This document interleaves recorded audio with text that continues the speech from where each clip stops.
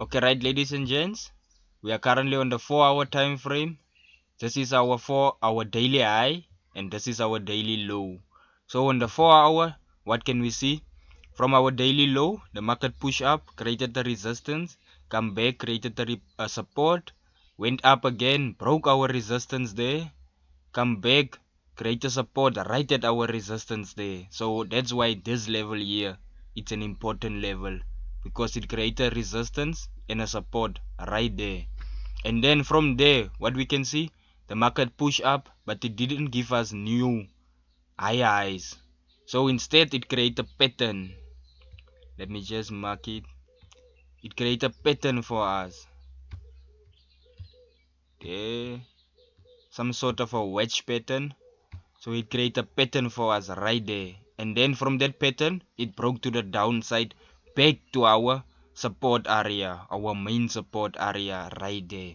So we are still expecting higher highs to the upside, because it's still above our main support area.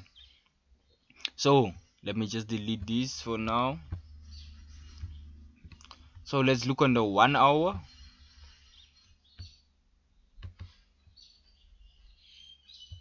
So on the 1 hour, we can see the downtrend, it was forming right until our main resistance level right there.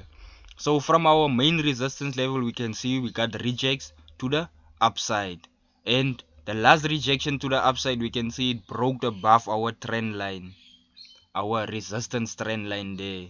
So it broke above our trend line, it came back now. So now what I'm waiting for is, this is our main area of support, and this is a minor area of resistance that it was making there. So based on our downtrend here, this was our last low. So it broke that low, created a new low for us. So this new low that was just created, it happened right at our level of support area right there. So that's why from there we expect the market to continue to the upside. If it breaks past this area of support right here, we can expect the market to continue to the downside. So let's look on the 15 minute to check the plan for today. So that's why my plan for today is, I'm expecting the market to come and retest this area of support right here, this minor area of support right here. And if it breaks below this area of support, then we can expect the market to continue to the downside. But for now, I expect the market to continue to the upside from this area of support right here. So I expect the market to come into that area of support and continue to the upside. This is what I expect for today on gold.